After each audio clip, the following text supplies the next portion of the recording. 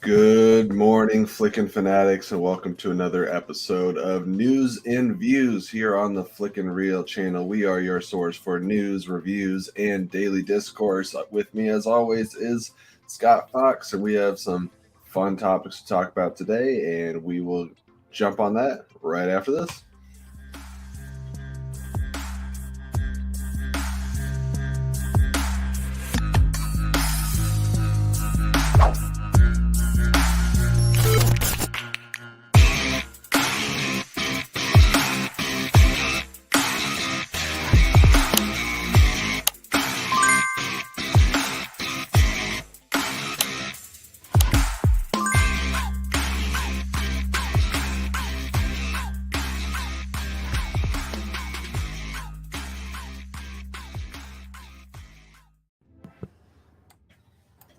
Hello and good morning, Mr. Scott Fox. How are you doing this fine Saturday?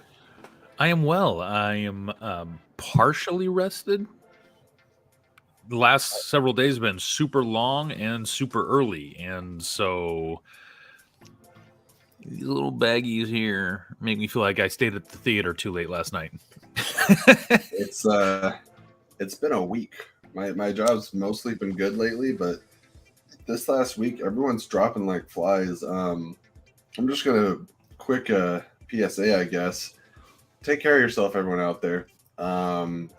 COVID, amongst other things, just rearing their ugly head, and people are dropping left and right. And my workforce got cut in half.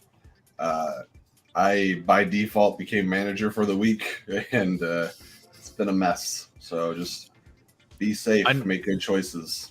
I know a lot of people who have tested positive recently. Fortunately, almost universally, they're all mild symptoms, if any. But still, the time away to quarantine to do all that stuff still takes a toll. And it affects every individual differently. So work on your immune system before it hits. Get ahead of the curve. Don't be afraid to stay home. Yeah, amen to that. Well. Yeah. We live in a different era. I remember when we worked at Fred Meyer's, like you could literally be dying of the flu. And it's like you have boxes of product to put on the shelf. What are you doing? You're not allowed to be sick. Oh, yeah. I mean, if one thing, it kind of forced the hand of companies to let their employees stay home more often. Mm-hmm. If there's one thing to take away, I'll take that. Yes, absolutely. But great reason to stay home and watch some movies, right? There's so many things to watch and shows. We just celebrated the, I believe, 30th anniversary of X-Men the Animated Series. So if you guys want to hop on Disney Plus and watch some of that, Jim, it is timeless. And by timeless, I mean incredibly aged, but a lot of fun to watch. And before we dive into all those other topics, look at this cool overlay. Sean just A1ing it once again. This looks beautiful. Sean's puts me to shame with his skills on the graphic design type stuff. I'm still a color crayons and construction paper kind of guy. I haven't said the word crayon in probably a decade. But I don't have kids. Wait. you not only will you be saying it, you'll be cleaning them off of everything. Sounds about right. And out of diapers because the kids eat them. Anyways. All right, friends, new and old to the channel, whether you're watching us on YouTube or listening to the podcast on any of your favorite podcast apps, we're so happy that you're joining us today, and we can't wait to share our thoughts with you. Thank you for always supporting us. You're the reason we keep doing this every week. If you want to check out any of those audio platform links, they're all in the description below. And before we get going, we want to remind those of you watching that please take a moment to subscribe to the channel here and also on Twitch. And we might start doing a little bit more on Twitch. I wasn't on Twitch last night, but I was streaming a little bit of gaming on this channel here with the brand new Evil Dead game, which was a lot of fun. Can't wait to play that some more. You just make sure not to miss any of our news breakdowns like today or some of the late night ramblings we typically do on our Friday night speakeasies. And thumbs up the video. That's the greatest weapon against the YouTube algorithm.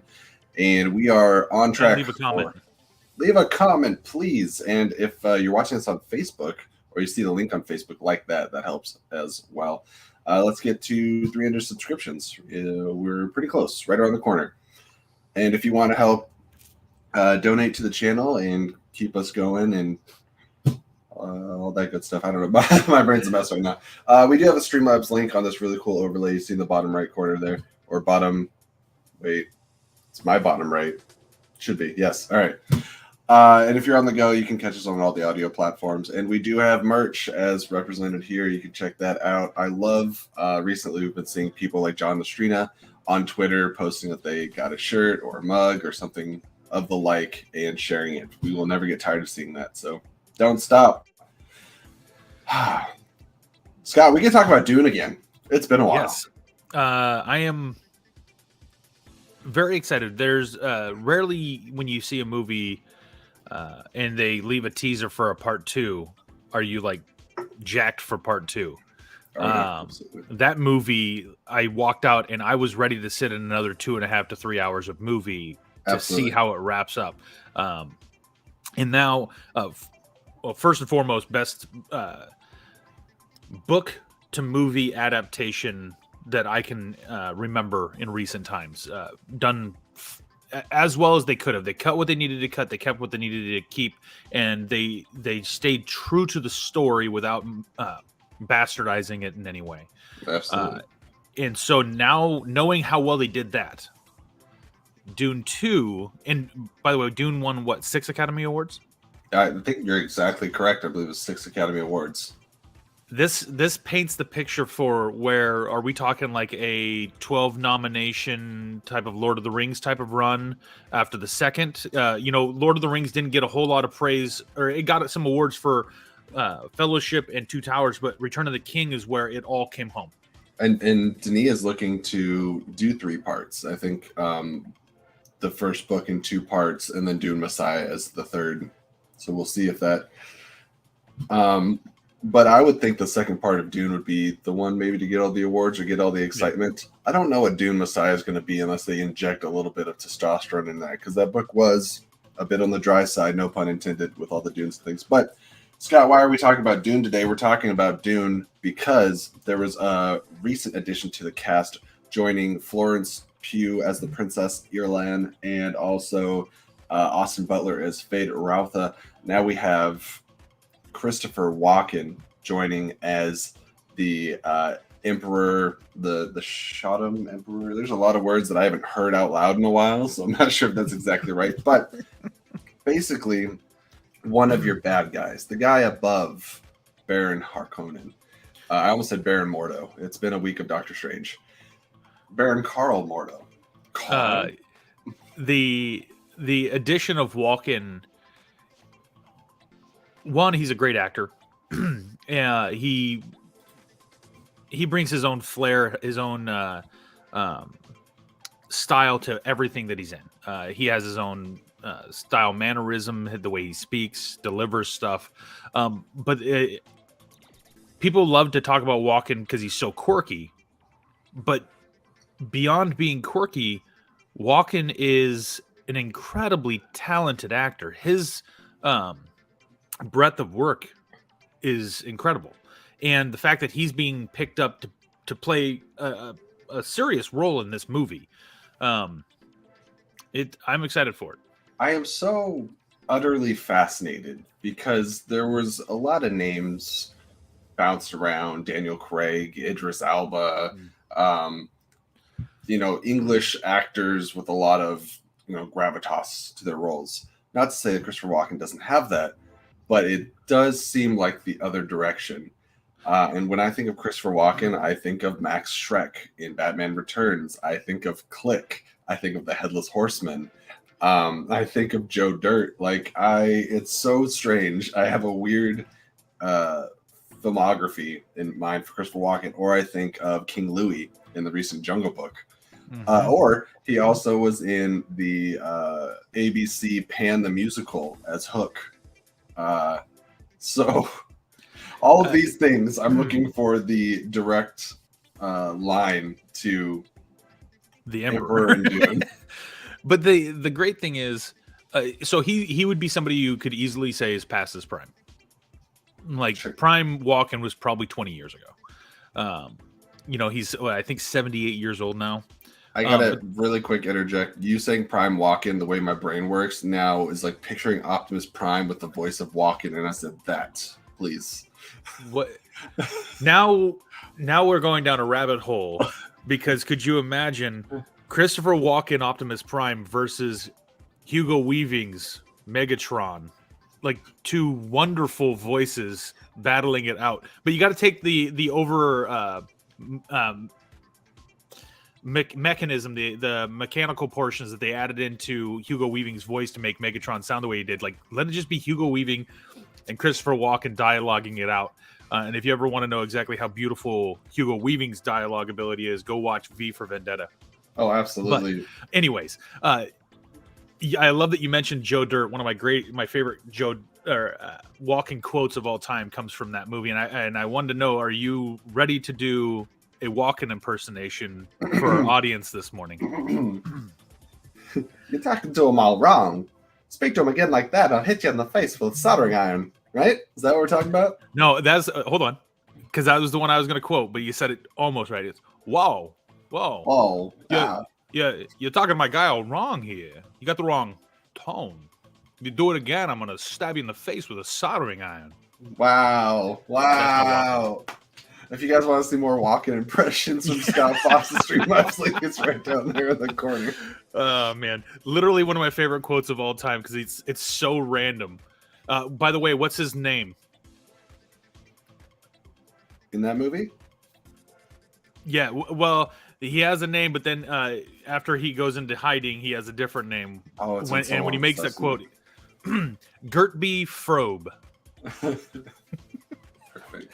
Ridiculous. But anyways, I'm excited. Walk without rhythm and it won't attract the worm. I'm sure that's a Walken quote. Yeah. I'm late, so apologies if somebody already mentioned this. I love that Walken is the music video Fatboy Slim's weapon of choice. Fatboy Slim. And the song lyrics are about Dune.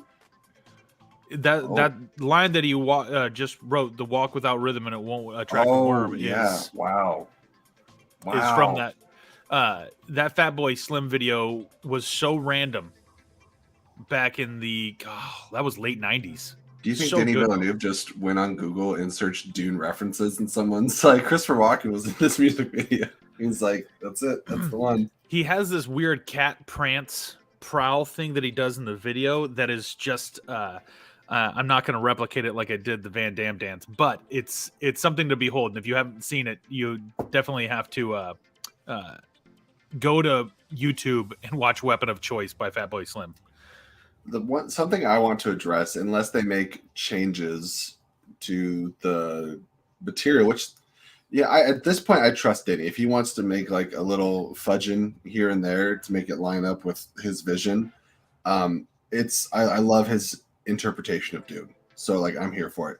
But the reason I bring that up is because Florence Pugh would then be Christopher Walken's daughter. And I'm like, I don't think so. Timeline wise. Possibly. I mean, she's what, 30? And okay, in real life. Okay. Well, I mean in real life she's like late 20s. Florence Pugh's very young. People nowadays are having babies into their 50s, bud. Especially men. Men can keep cranking them out until they're in their 60s, 70s. And so if he's only 78 and he's playing the Emperor who's older, the term cranking them out. Sorry. There's a time and place for well, in the brain went happy Saturday morning, everybody. The coffee hasn't kicked in quite yet. Sorry. But needless to say, this yes, there is some age discrepancy for some of those things. But we're also talking a different type of world. They can use makeup to maybe allow Walken to look a little younger. They could also change the way he looks. Is he going to have more of an aesthetic feel like Baron Harkonnen?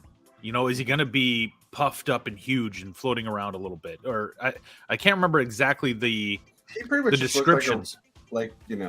Forgive me, but in the 80s version, at least, he pretty much looked like a regal douchebag, and I think that's kind of how he's described in the book. It's just like elegance or whatever. I don't think he's as disgusting as the Harkonnen family. That's true. But even with that, you can definitely dress up Walken in over the top garb, and he will pull that off. I'm imagining Walken done up like Benicio del Toro in Guardians of the Galaxy. Yes, that's what's in my head right now. Oh man, talk about another person that would have been a fantastic pick for that. Yeah. But anyways, I mean, we can second guess all the time, but the great thing is the oldest father was 92 when he had a kid. Thank you, Garth, for that nugget. Wow. Garth is always here for the. We should have like a little segment called Garth's Nuggets. Nope, I take that back as immediately I said, after saying that. 92, cranking them out. That's what I'm talking about. I don't know if it's a crank at that point. It's more like I don't want to get a mental image. Let's move forward. Forward. Man. All right, so I think we are curious, excited, lightly confused, a whole mixed bag of emotions, but was very high on Florence Pugh and Austin Butler being picked in there. Seems like great casting. Denny's been on point so far. I trust Denny. I trust him with what he did in the first part. If he can replicate that quality for part 2, 100% faith in what he's doing. Absolutely. Now, all right. I don't know what just happened, but apparently we have a technician in backstage right now. Let us move into the danger zone. Scott, I want you, because you might, be our best on-hand knowledge person about Top Gun. What does Top Gun mean to you? Are you a Top Gun fan? How many times have you seen Top Gun? What are your feelings before we get into some of the reviews that have poured in regards to Top Gun Maverick? Well, let me say this. Top Gun was a cultural phenomenon type of movie. Everybody was wearing aviators and bomber jackets. That crud was out in force. The Kenny Loggins at the peak of his career with Highway to the Danger Zone. Everyone was driving around cranking that song up. More cranking. I got to find a new word. Yep. All right. That's my challenge for the rest of this description is not to use that. But here's the deal is Top Gun was this kind of a perfect movie, right? It's not perfect by any means, but it hit at the right time. It had the style, had the culture. It was Tom Cruise as he was beginning the arc of this massive climb. He was already famous, but this movie really took him to another level. It made him like the top tier A-list talent for movies. You could bank on Tom Cruise after Top Gun, and so there's so much with Top Gun that it impacted culturally, cinematically, all these other pieces. To be honest, I am of the mindset. I'll never think of cranky old man the same way. No, Garth. But let me say this. This falls into the cranky old man because I'm of the mindset that leave things alone. Top Gun should have been put on a shelf as this beautiful put on a movie. Shelf for like 30 years. Correct, but left there. However, that being said, 5 years. That being said, from what we're hearing, they've done incredibly well with this movie. To the point that I'm sure Tom Cruise is like, I will take nothing less than top box office for this movie, and I will not allow it to be released until, because this was supposed to be out right at the beginning of COVID, wasn't it? This was early COVID. Right, yeah, right. Well, yeah, right before originally, and then COVID hit, and then it just pushed back. Now, I want to see if I cannot set the chat on fire by this little bit of information that I found when looking at the Rotten Tomatoes score for the new Top Gun. Has anyone looked up the Rotten Tomatoes score for the original Top Gun? No, I haven't. Is it like a 67? Give me 1 second. Add to stream. Wow. Yeah. Okay, The critics audience didn't knew what like they're it. talking about.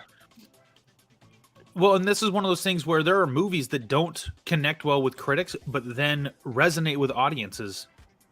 And also, anybody who's ever served in the military love this movie. Like, Top Gun is it's a brotherhood type of movie. It's about relationships between men and how those friendships and those challenges occur and how they work through them, and how people who are adversaries can become allies. There's so many good layers to the story of that movie and how it builds that it doesn't surprise me that it resonated better with fans than it did with critics, especially back in the day. And so that's not a shock to me at all. And I just have to address for anyone that doesn't know. I know Sean in the chat knows, but I have 2 cats. They are Goose and Maverick.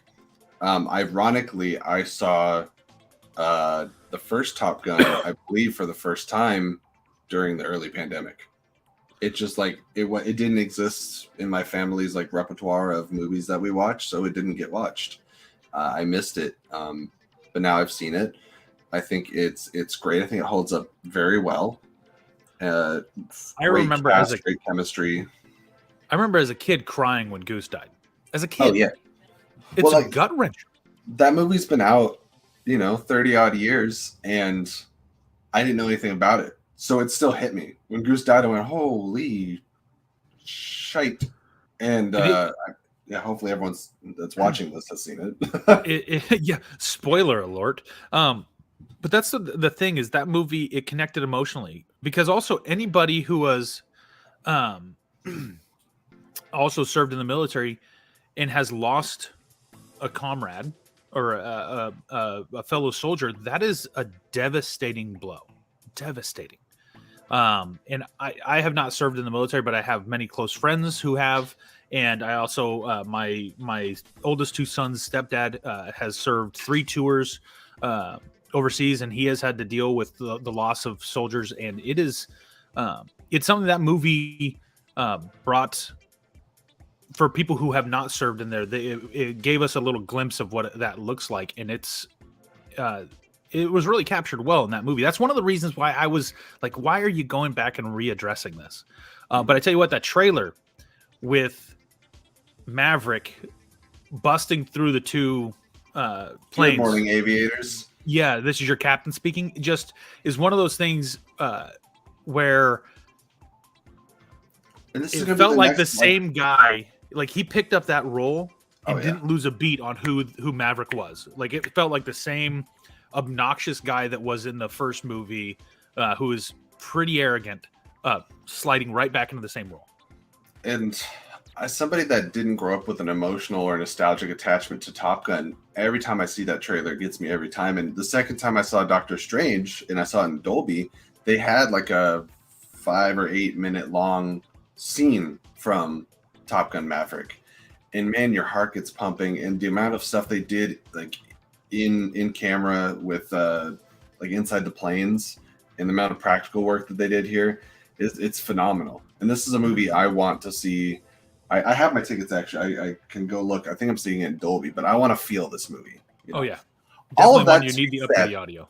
The original point is the reviews are coming in, and we're sitting at about 90 reviews currently for Top Gun.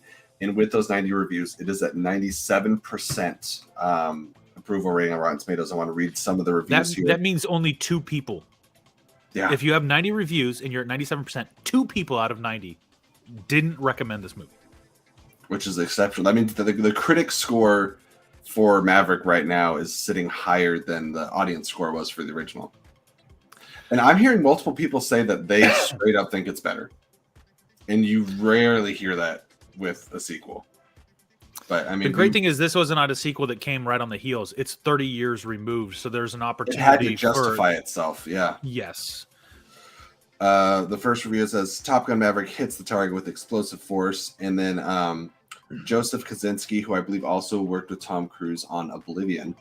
Joseph Kosinski does a more than capable job of ensuring that Top Gun diehards will laugh at the jokes, cry with the characters, and gasp at every skybound maneuver. But this is very much a Tom Cruise picture, and don't you forget it. Essentially, this franchise has lost that loving feeling, and with it gone is a bit of the thrill. Well, that was that person recommended it and then pooped wrote on that. It. Yeah. That's like the people who come and is like, this restaurant's terrible, 5 stars. That threw me off. I started reading it. And I was like, wait, this doesn't help my point here. Worst service I've ever had. Highly recommend. Okay, so it says not only is it a sequel that marginally soars past its predecessor at Mach speed, but it is a thematically compelling and mature character study that naturally wrings a few tears out of you. And that was Rindy Jones with a 4 out of 5 star review. So, some great stuff. I'm really curious to watch it. That's will you be flying out to theaters to see it, Scott? Yeah. I had to squeeze in Doctor Strange just to make sure that we could do this podcast, and I was pleasantly surprised with Doctor Strange. My initial reaction was a little and then it kind of warmed up to me. This movie it has to settle. Is one that I'm gonna have to I'll probably be more intentional to make sure I see it opening weekend and not last minute just squeeze it in. But that being said, it's hard too, because oh my gosh, Garth, I was going to make the comment about his cat. I thought his cat was named after Mel Gibson. Who's your favorite Maverick? Can you imagine an Ace of Spades just materializing out of thin air? Doctor Strange in the Maverick verse of madness. Holy mackerel. Or the multiverse of Maverickness? Yeah, we never did get the photoshopped Tom Cruise as Ultimate Iron Man. But anyways, I'm excited for this one. Also, and I know in the original movie or the original trailer released 2 years ago, they gave the tease of the B-2 bomber and seeing Maverick take the helm of the stealth bomber, and that is one of those things I'm like, I really want to see. Also, finding out that an article was leaked or put out that apparently China thought the B-2 bomber they used for the movie was so realistic that they were spying on it. That alone means that they really paid attention to the quality of machine they were putting in the movie so that it is as realistic as you can. And also, Tom Cruise doesn't just hop in a cockpit and fly in a simulator. He learned how to fly the jet, kind of like in Mission Impossible 37, where he learned to fly the helicopter through the airway or through the canyon so that he could battle Henry Cavill properly. Yeah. Tom Cruise goes over the top for everything. Over the top gun. But anyway, he the fact that he realistically I was like, over the top gun? What gun? Oh my god. Top Gun. It's okay. You'll catch it. But the fact that Tom Cruise goes will be with you and Garth. You just need 4 kids and 20 more years. You're almost there. Okay. But the fact, or I guess 12 more years. But the fact is, you can trust Tom Cruise doesn't do anything lightly, and he has this long track record of doing a good job. Even movies, there's like, I remember Oblivion coming out, and I was like, just another, what is this? Another version of Minority Report or something. And when it was going to come out, and it was at the same time as other movies that were similar. And I was like, I'm kind of off the Tom Cruise bandwagon. Then I sat and watched Oblivion. And I was like, wow, that was really, really good. And the same thing happened with Live, Die, Repeat, or Edge whatever that movie. Well, it had 7 different titles. It did. And because they couldn't settle. And I watched that movie, and I'm like, I wasn't really into it. And I watched it, and I was like, that was an outstanding movie. Mm-hmm. Tom Cruise, though his kind of arc has gone a little like this, especially since he was tap dancing on Oprah's sofa, he still is pumping out really good movies. He still knows what he's doing. He knows how to put a blockbuster together. And I think I was joking, but I think all 7 Mission Impossible movies have been pretty good. Those are all fantastic. His best role is still in Tropic Thunder. Les Grossman. Oh, no. But I can't repeat any line that he has. No, because I'm a pastor. But again, that movie is absolutely, Les Grossman is. I remember an interview with that when he told the director, he goes, I want to do this part, but I need fat hands. Yeah. Like what? I need fat hands. And then he starts going through the dance stuff, and you're like, oh my goodness. Like, and it all was built from fat hands. Tom Cruise is on another level. All right. Well, anyways, guys, let us know in the comments there if you guys plan on seeing Top Gun Maverick, if you're excited for it, or you're a fan of the original. Sean Wingblade getting all the titles for the movie. Edge of Tomorrow, you'll live, die, repeat because all you need is kill. That's right. Shout out to friend of the show, Jake Berlin. We're seeing it Tuesday, 24th in IMAX. So here's the thing. I'm a little bit of a cheapskate. I saw that there was the 2-day early screening on my AMC account. I kept trying to get tickets, and I was like, why isn't this working? Why isn't this working? And it said, this is excluded from AMC A-list. And I was like, I am not. I'll just wait. If it was a Marvel movie, I would just pay the money. But it's Top Gun, and I will wait until opening night. I'm fine with it. All right. Let us now move on to our final topic before we do our recommendations, and that is, just like last week, we ended with Kenobi trailer. This week we're going to end with Star Wars once again. Ahsoka started shooting, and there's a cool little picture of one of the production chairs with Dave Filoni's hat hanging on the side of it, because as we know, Dave Filoni will be show running the show, Rosario Dawson returning. Other than that, most of the show is unclear. We have very little plot details revealed. Don't know much about the cast, but we do know that we get to see Ahsoka again. Scott, are you looking forward to the show? Are you excited that it's finally begun production? I'm sorry, you said something about Obi-Wan Kenobi? Obi-Wan Kenobi coming out in, what is today? For 13 days, we get 2 episodes of Obi-Wan Kenobi. Is there something else happening in the Star Wars universe other than Obi-Wan Kenobi? That's fair. You know what? Great. I'm glad they're doing this. Her appearances in The Mandalorian really, and in Boba Fett or Mandalorian season 3, really did. The Mandalorian intermission is what I call that. It did help add value to the series, right? Ahsoka's character really brought a lot, and there were some amazing things we got to see with Ahsoka. Awesome. Bring the show on. But whatever. Obi-Wan Kenobi is coming in less than 2 weeks. I'm glad that there's something to follow Obi-Wan. Yeah. But you'd be hard pressed to get me excited about anything other than Obi-Wan Kenobi in Star Wars world right now. Something I want to bring up is the Star Wars world as a whole. Like I'll reflect your comments. I'm excited, looking forward to it. Rosario Dawson brings a lot to the character. But what's fascinating is we have Obi-Wan, like you said, Ahsoka starting production. Andor has been in production for heaven knows how long. I think they got to be wrapped or close to wrapped. I feel like Mandalorian season 3 has been filming for a while.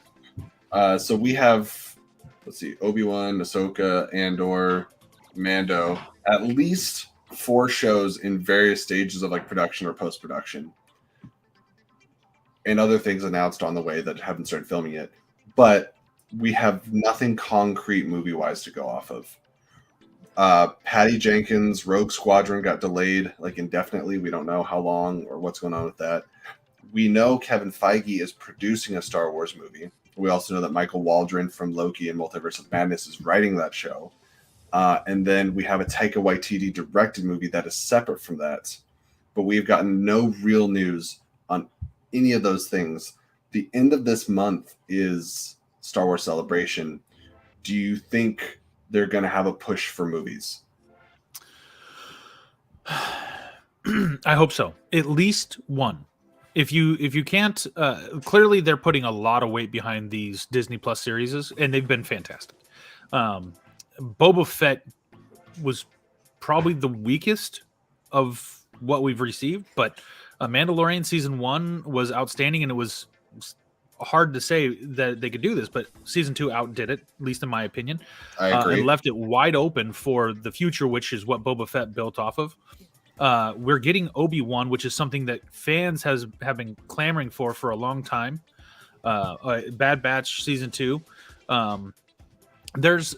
They're doing a lot of really good stuff with the series, but they also had massive amounts of success with Rebels, with Clone Wars, all these different animated series. And I feel like they're leaning heavily into that as opposed to diving into movies, because the last thing they want to do is just continue pushing out, how are they going to build the movie franchise in an arc that doesn't somehow tie itself back to Skywalker Saga? Like, they've got to find some other way to branch that off that doesn't mean that we're just getting the same storyline. Now, that being said, bring back Daisy Ridley. I would love another movie with her as Rey Skywalker any day of the Figure week. your story out. Yeah. And figure out your trajectory. Maybe we could have Ryan Johnson and he could start the story instead of screwing it in the middle. Anyways, sorry, I got choked up there. I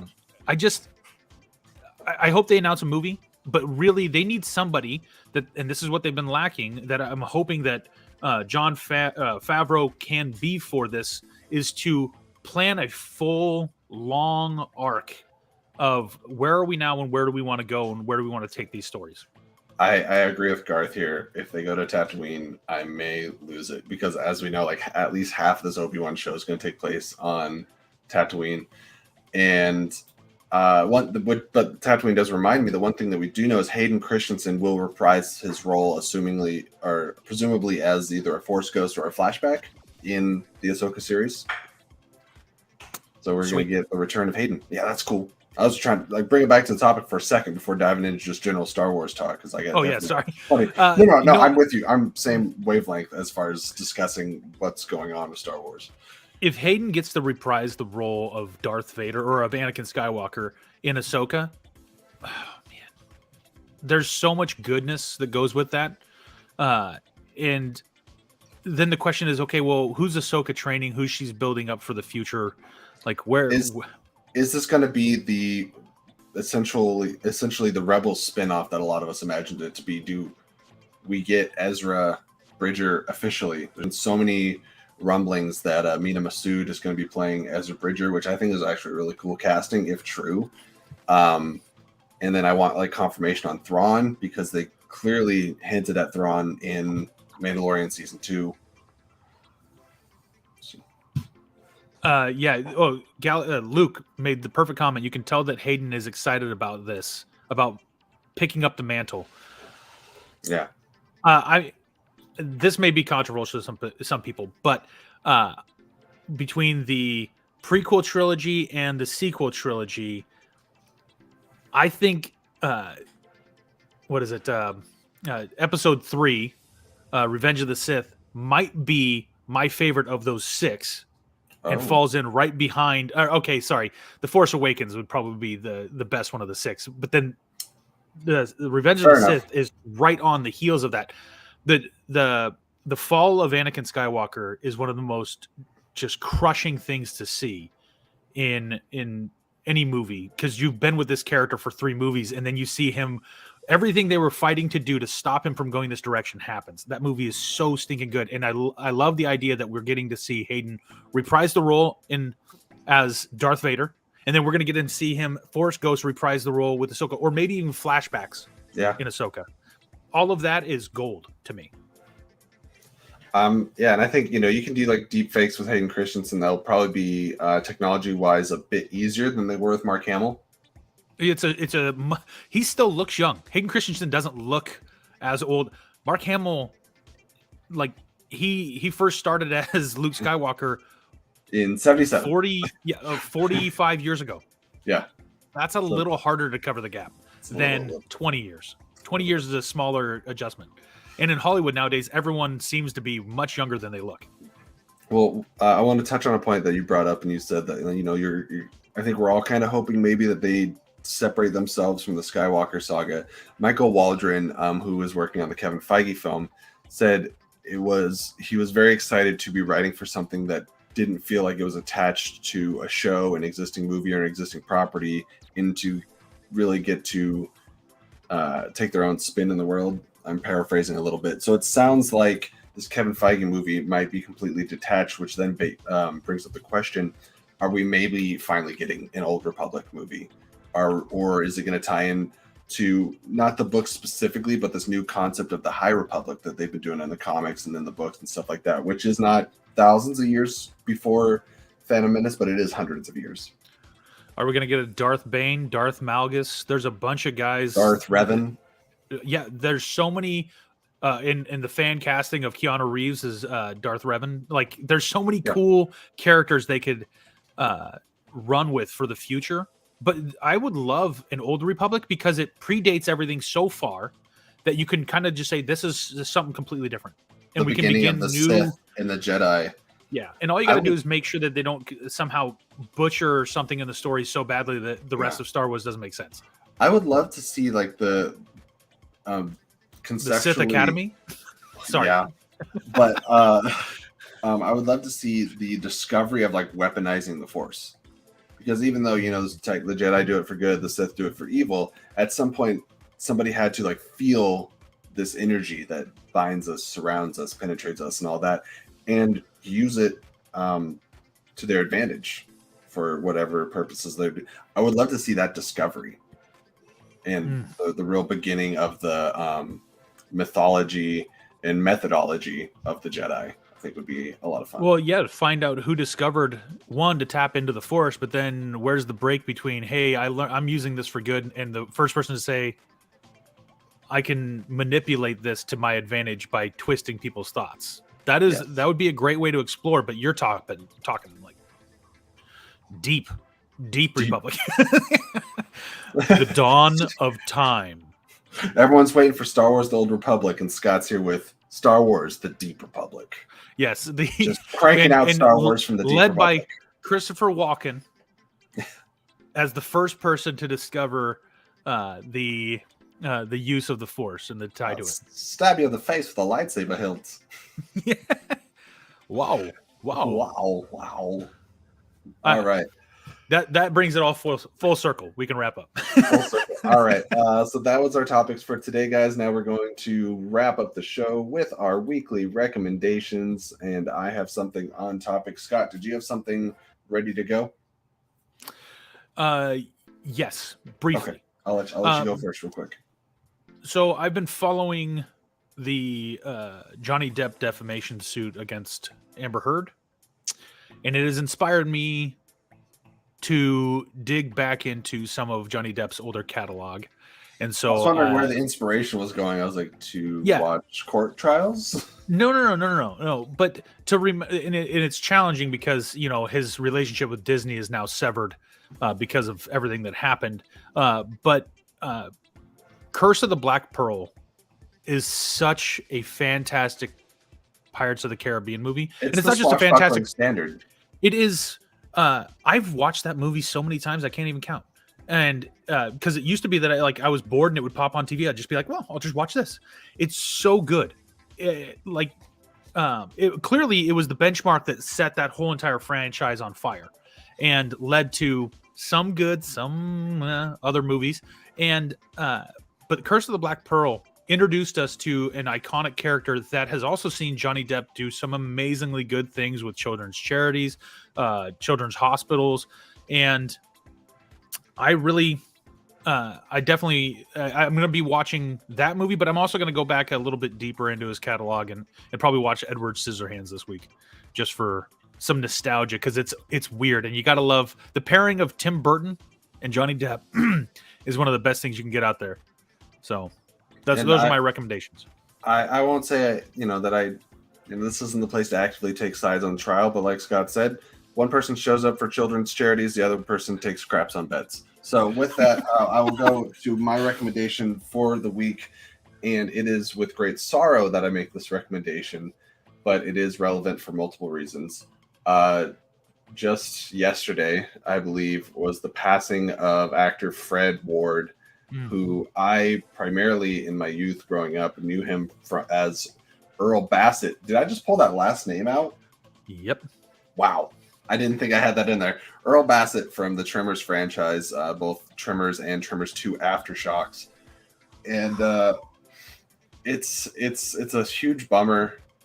And I want to recommend that anyone that hasn't watched either just Fred Ward movies, looks him up, as Scott brought up before the show, before we started filming. He has a large breadth of just character work and stuff that he's done in various films. But also, specifically, if you haven't seen Tremors, this is the best time to do it because, shameless plug, I will bring up that Allison Salamoni will soon be debuting her new show on our audio platforms titled You Have It Hanging. I got the graphic for it. You've never seen it. And these are all the places you can follow. You can follow Allison at Allison Salamoni. or never seen it, FNR, and also check it out, the Flick and Reel Fancast. But check out all the audio platforms that are in the description. But our first episode is actually going to be on Tremors. She had never seen Tremors, so I commanded her to go watch that. And then our first episode, we have recorded it. It is in the editing studio right now, and she discusses her first experience with the movie. And then she went on to watch the second one. So clearly a fan, and I encourage all of you guys to do the same. That movie, Fred Ward passing is terrible, and that movie Tremors is not only was it, it's one of the best B movie cult classics that you can find out there ever, and it restarted. Yeah. We wouldn't have Kevin Bacon without Tremors, because it's what relaunched his career. He was almost done acting before Tremors, and Tremors kind of got his name back out there, got him moving back forward, and Fred Ward. Also, Fred Ward is a scene stealer in most things that he's in. He's a side character in most of his movies, and he robs scenes constantly. So good. Are you saying that we wouldn't get Kevin Bacon as Sebastian Shaw in First Class if it wasn't for Tremors? Yes. All right. Yes, that's what I'm saying. You're welcome. Hey, you know what? It worked for me. All right, everyone, thank you so much for joining us and taking the time out of your day to stop by and talk film and television with us. We loved having you. Leave a comment below letting us know if you thumbed up the video or became a new subscriber. Subbing to the channel guarantees you weekly movie news discussions, late night water cooler talks, and much more. A lot of Scott talking about cranking things out. And with that, we ask that you remember to always keep it real, and we will see you next week. Bye.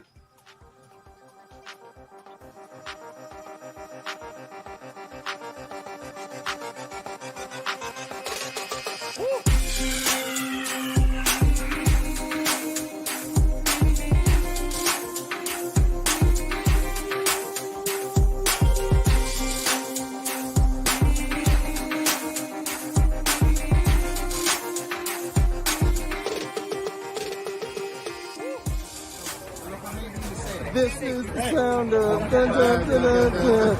It's the Flick and Reel Show.